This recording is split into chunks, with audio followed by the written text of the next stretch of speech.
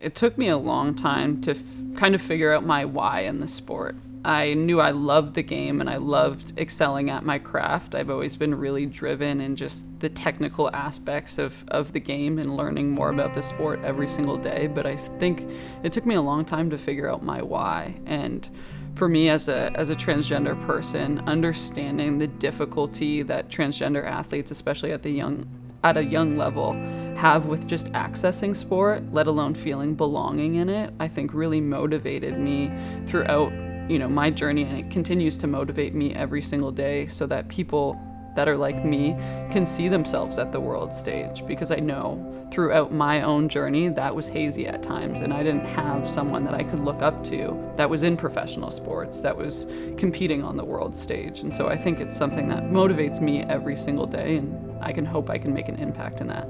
You had competed on the world stage before coming out publicly or at the Olympics in 2016. I'd imagine as an athlete, I want to focus. I want no distractions. I just want to do my best. And wondering how, if you bring in extra conversation, if there's a balance there, what was the process like deciding when you were going to be out with your teammates, and two, you're going to be out publicly, because those are two different things? Yeah, I think for me in my own journey and coming out, obviously it's not always an easy process. I think to be honest, got to a point where I just couldn't handle being misrepresented in media. I think it was difficult for me when the announcers were saying my dead name in front of, sold out audiences, or having that and being such a public presence. And so I just got to a breaking point myself. But I do think we as professional athletes need to be intentional when we engage in these conversations.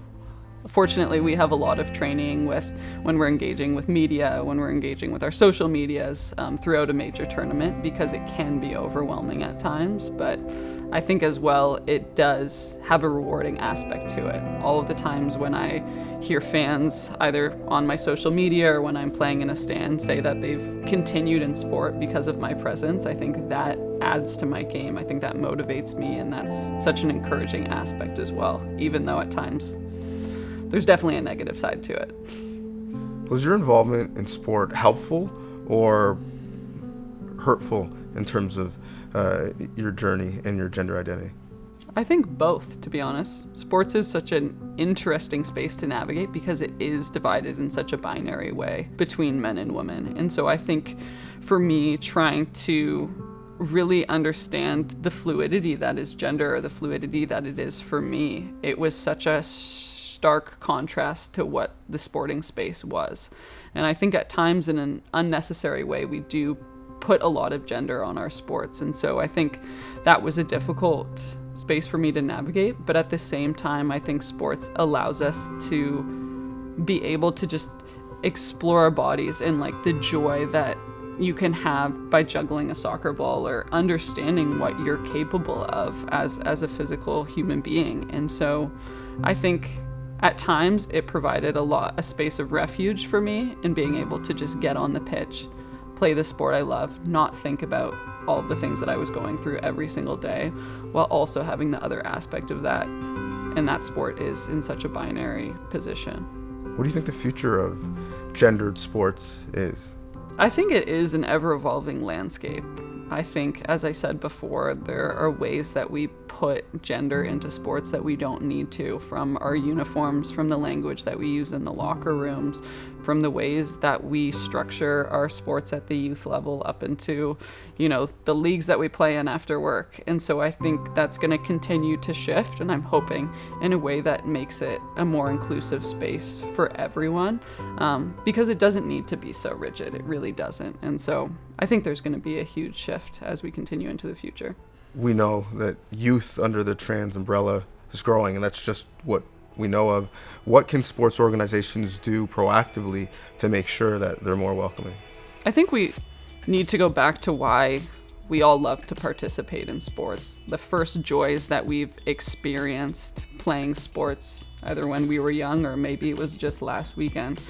I think at the youth level, we need to start from a place of inclusion, because youth are playing sports to have fun, to connect with their friends, to learn about competition, collaboration, all of these things. And so I think at the youth sporting level, we can make it as inclusive as possible, allow kids to play on the teams that they want to play on. We can try and change the language to make sure that they're inclusive. We can educate our coaches and our administrators of how they can continue to shift those environments to make them more inclusive. So I think there's a bunch of ways. What, if any, advice would you give to your 5-year-old self or yourself before coming out publicly? Is there anything that you'd want to say now? I mean, I think on my journey as a soccer player, I would tell myself just to enjoy it. I know that there can be a lot of pressure at times, but at the end of the day, it's getting back to why we all love soccer and why we have fun on the pitch every single day. As a young transgender person that I didn't know I was at the time, I would say that being unique is cool, and I think that's what makes our communities so exciting, is that there's so much uniqueness in them. And so I'd say own that uniqueness, even if you're not the exact same as every single person on your team.